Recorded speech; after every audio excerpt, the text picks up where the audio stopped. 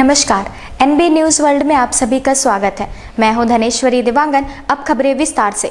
National Herald case में सोनिया और राहुल गांधी को शनिवार को पटियाला हाउस कोर्ट ने जमानत दे दी है। नेशनल हेराल्ड केस में वित्तीय गड़बड़ियों के आरोपों पर कांग्रेस अध्यक्ष सोनिया गांधी और उपाध्यक्ष राहुल गांधी समेत सभी आरोपियों को दिल्ली की पटियाला हाउस कोर्ट ने आज जमानत दे दी है। अदालत ने 50-50 हजार रुपए के निजी मुचलके पर जमानत प्रदान की। कोर्ट ने मामले की अगली सुनवाई आगामी 20 फरवरी को दोपहर 2 बजे मुकर्रर की गई है। बेल मिलने के बाद दोनों नेता 24 अकबर रोड पर कांग्रेस हेडक्वार्टर पहुंचे। वहां कांग्रेस कार्यकर्ताओं ने जमकर नारेबाजी की। दोनों नेताओं ने कहा कि हम मोदी सरकार से नहीं डरते, हम 1 इंच भी पीछे नहीं हटेंगे। राहुल कांग्रेस हेडक्वार्टर से निकल रहे थे, लेकिन कार्यकर्ताओं ने उन्हें आवाज दी। इस पर वे कार्यकर्ताओं के बीच पहुंच गए। उन्होंने कहा, मोदी जी कांग्रेस मुक्त भारत चाहते हैं, लेकिन ऐसा नहीं होगा। जब मीडिया ने उनसे पूछा कि अब आगे क्या करेंगे, तो राहुल ने कहा, आप देखिए।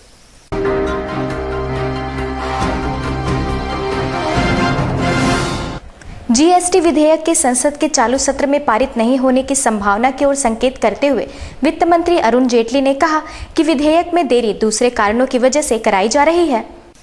वित्त मंत्री अरुण जेटली ने संकेत दिए हैं कि इस सत्र में जीएसटी बिल शायद ही पारित हो पाए। जेटली ने किसी पार्टी का नाम लिए बिना बिल पारित होने की संभावना की ओर संकेत करते हुए कहा कि इसमें देरी दूसरे कारणों से कराई जा रही है।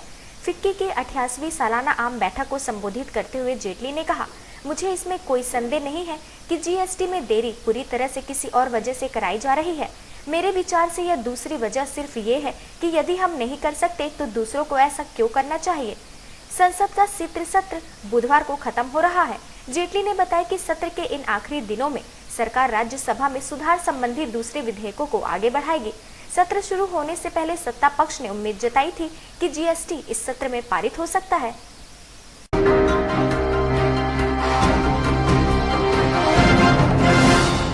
पाकिस्तान के पीएम नवाज शरीफ ने अपने मंत्रियों को भारत विरोधी बयान देने से रोका है ताकि शांति प्रक्रिया पर कोई असर न हो। पाकिस्तान के प्रधानमंत्री नवाज शरीफ ने अपने मंत्रियों को भारत विरोधी बयान देने से मना किया है ताकि शांति प्रक्रिया बाधित न हो। नवाज के करीबी एक अधिकारी ने बताया कि प्रधानमंत्री ने मंत्रियों और वरिष्ठ अधिकारियों को कोई भी ऐसा बयान नहीं देने के लिए कहा है जिससे शांति प्रक्रिया में खलल बढ़े। द नेशन की रिपोर्ट के अनुसार अधिकारी ने कहा, पिछली बातों की बजाय अब शांति प्रक्रिया को आगे बढ़ाने वाले बयान दिए जाएंगे। प्रधानमंत्री ने अपने सभी करीबियों और कैबिनेट के सदस्यों को शांति का प्रचार करने के लिए कहा है। अधिकारी ने कहा कि नवाब भारत के साथ बेहतर संबंधों के प्रति आशावादी है, जिससे पूरे क्षेत्र को काफी फायदा मिलेगा।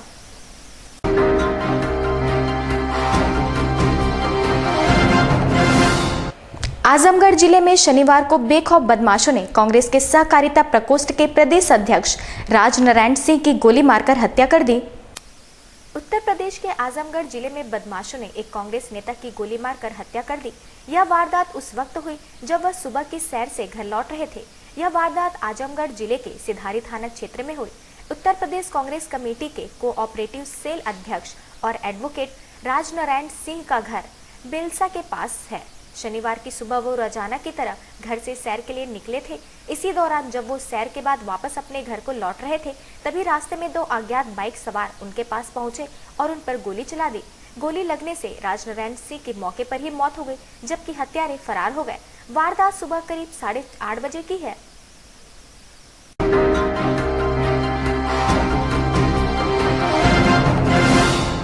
यूपी वासियों को इमरजेंसी में बेहतर सेवा देने का अखिलेश सरकार का सपना साकार होने जा रहा है।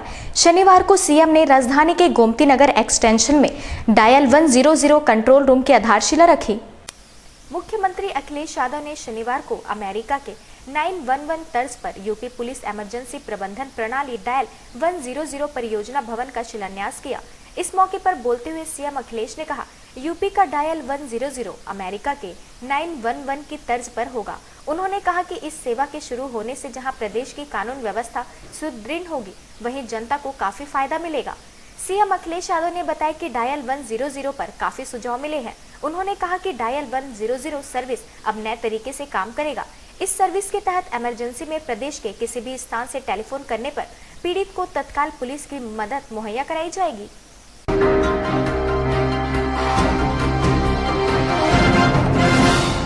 सरकार स्वच्छ भारत स्कीम को मनरेगा के साथ जोड़ना चाहती है, जो ग्रामीण क्षेत्रों के लिए एक बड़ी रोजगार स्कीम है।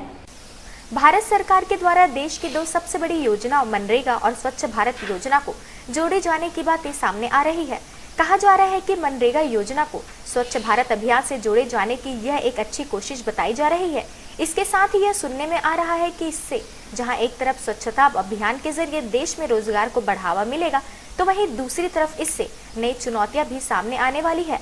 गौरतलब है कि स्वच्छ भारत योजना के तहत देश में अभी तक शौचालय निर्माण का काम भी पूरा नहीं हो पाया है। यहाँ तक कि अभी देश में स्वच्छता के नाम पर निर्माण काफी धीमा हो रहा है। इसके तहत मनरेगा योजना को लेकर 500 गांव में स्वच्छ भारत मिशन की शुरुआत की जाएगी और साथ ही यहाँ मजदूरों को रोजगार भी मिलेगा।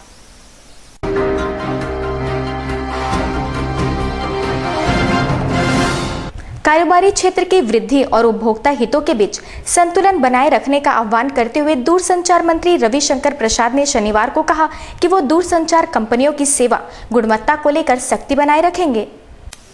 दूरसंचार मंत्री रविशंकर प्रसाद ने कहा कि मैं देश के हर कोने में मोबाइल सेवाएं पहुंचाने के लिए दूरसंचार कंपनियों की प्रशंसा करता हूं, लेकिन मैं इस बात को लेकर भी समान रूप से चिंतित हूं कि सेवा की गुणवत्ता बनी रहे।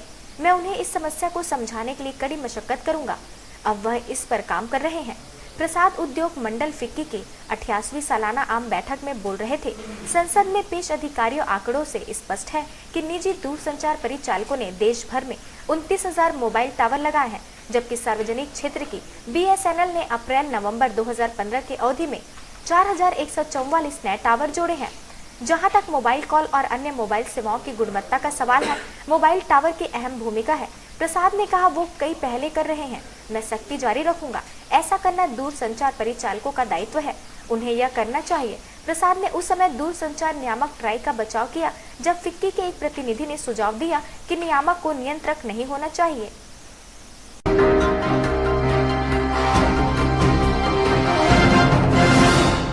छत्तीसगढ़ की राजधानी रायपुर के न्यू राजेंद्र नगर में एक पति ने अपनी पत्नी की हत्या कर दी, जिसके पश्चात उसने अपने हाथ की नस काटकर आत्महत्या करने की कोशिश की।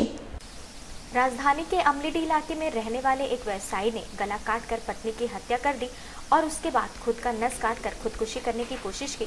आरोपी को बेहोशी की हालत में एक निजी अस्पताल में भर्ती कराया गया है, जबकि उसकी पत्नी के शव को पोस्टमार्टम के लिए भेज दिया गया। आरोपी दुर्गा शरण मुदलियार के 4 बच्चे हैं, जिसमें 3 बेटी और 1 बेटा है। आरोपी दुर्गा शरण को मेडिसाइन हॉस्पिटल में भर्ती किया गया है। परिजनों ने बताया कि 16 साल पहले दुर्गा ने मोना से लव मैरिज की थी।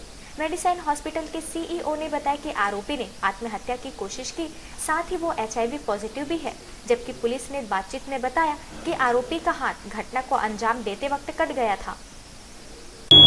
वो पेशेंट हमारे यहाँ दुर्गा प्रसाद, दुर्गा नाम है उसका, वो करीब 11:30-12 बजे आया और 108 ने उसको छोड़ा हमारे यहाँ।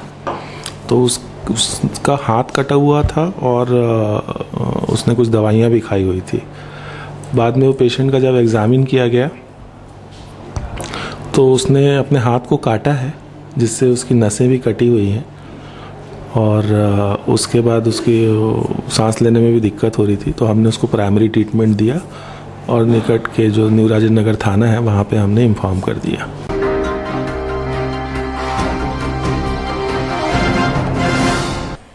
छत्तीसगढ़ में पहली बार बच्चों के पेट संबंधी समस्त बीमारी के उपचार राष्ट्रीय स्तर का अधिवेशन आयोजित किया जा रहा है। भारतीय शिशु रोग एकेडमी की रायपुर इकाई के इस कार्यक्रम में आयोजक रहेंगे पंडित जवाहरलाल नेहरू स्मृति चिकित्सालय महाविद्यालय में। इस कार्यक्रम का 2 दिवसीय अधिवेशन 19 दिसंबर 2015 को शाम 5 बजे से प्रारंभ होकर 20 दिसंबर 2015 तक चलेगा। इस अधिवेशन में देश के जाने माने बच्चों के पेट रोग विशेषज्ञ अपने अनुभव व देश विदेश की नवीनतम जानकारी व रिसर्च साझा करेंगे। देश भर से लगभग 200 से ज्यादा शिशु रोग विशेषज्ञ इस सम्मेलन में भाग लेने के लिए रायपुर शहर में एकत्रित होने वाले हैं। पूरे मध्य भारत के शिशु रोग विशेषज्ञों का ये सम्मेलन कल और परसों 2 दिन रायपुर में संपन्न होने जा रहा है। इसमें रायपुर की बच्चों के विशेषज्ञों की लोकल जो शाखा है वो हमारे प्रदेश स्तर की शाखा और रायपुर के गवर्नमेंट मेडिकल कॉलेज के शिशु रोग विभाग, इसके तीनों की भागीदारी है। और इसमें पूरे देश के बहुत प्रख्यात शिशु रोगों के पेट और लीवर से संबंधित विशेषज्ञ चंडीगढ़ से, मुंबई से, लखनऊ से, दिल्ली से, नागपुर से और हमारे जो लोकल विशेषज्ञ हैं वो लोग शामिल होंगे। इसमें लगभग 200 से अधिक छत्तीसगढ़ के शिशु रोग विशेषज्ञों के शामिल होने की संभावना है और कई सामान्य और असामान्य दोनों तरह की बीमारियों पर इसमें चर्चा होगी, जिससे कि हमारे क्षेत्र के पूरे चिकित्सक भी लाभान्वित होंगे और उनके माध्यम से हमारे प्रदेश के पूरे बच्चे लाभान्वित होंगे।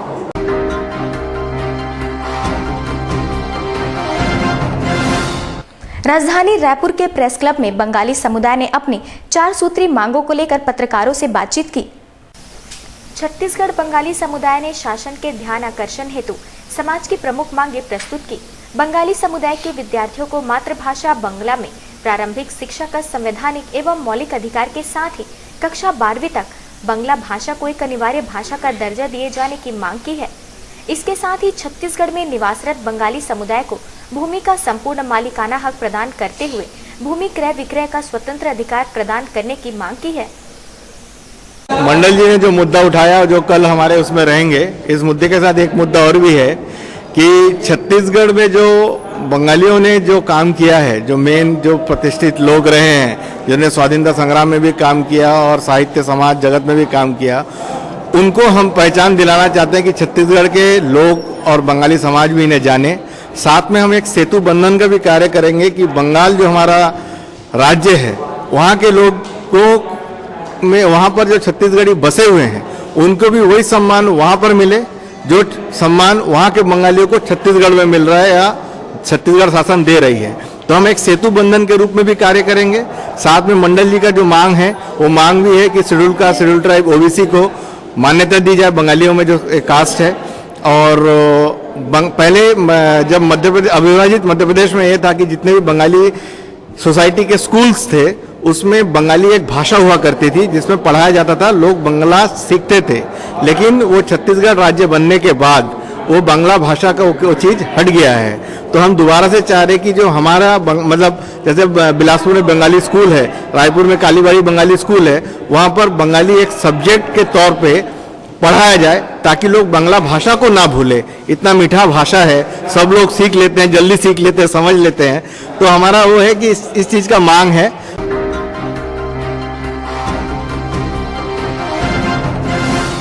राजधानी रायपुर के रंग मंदिर में चल रहे 2 दिवसीय क्षेत्रीय सांस्कृतिक सम्मेलन का आज समापन किया गया। रंग मंदिर में केंद्रीय राजस्व खेलकूद एवं सांस्कृतिक बोर्ड के तत्वाधान में उत्तर क्षेत्रीय संस्कृति सम्मेलन का समापन कार्यक्रम किया गया।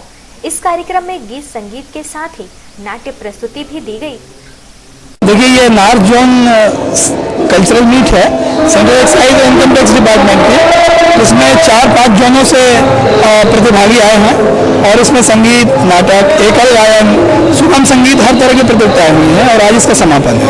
ये भारत सरकार के सबसे महत्वपूर्ण बड़े विभाग हैं राजस्व संग्रहण के, income tax, central excise, service tax, customs. इनका एक सेंट्रल एक्साइज का कल्चरल बोर्ड है जो दिल्ली पे है, तो वहाँ से ये प्रतियोगिताएं निर्धारित की जाती हैं और किसी स्थान को आवंटित किया जाता है। हमारा सौभाग्य है कि इस वर्ष रायपुर को मिला है।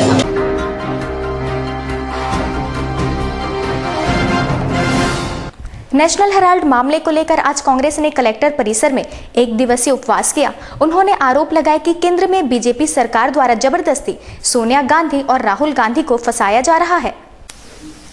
कांग्रेस अध्यक्ष सोनिया गांधी एवं उपाध्यक्ष राहुल गांधी के नेशनल हेराल्ड मामले को लेकर प्रदेश कांग्रेस ने 1 दिवसीय उपवास किया। रायपुर महापौर ने केंद्र में बीजेपी सरकार के ऊपर आरोप लगाया है कि नेशनल हेराल्ड मामले को जानबूझकर खींचा जा रहा है। सोनिया और राहुल गांधी को जमानत मिलने के बाद उपवास कार्यक्रम खत्म किया गया। नहीं, हम लोग सामूहिक उपवास में बैठे हैं। जिस प्रकार से केंद्र की सरकार ने राहुल गांधी और सोनिया गांधी को एक सुनियोजित तरीके से नेशनल हेराल्ड वाले मामलों में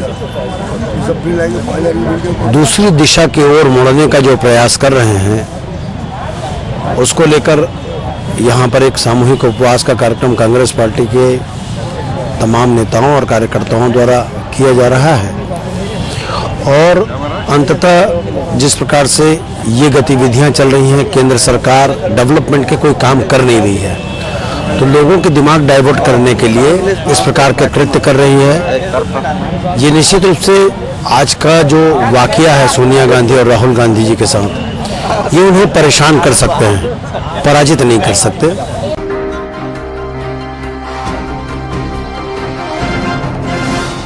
ताज़ा तरीन खबरों के लिए बने रहिए हमारे साथ। NB news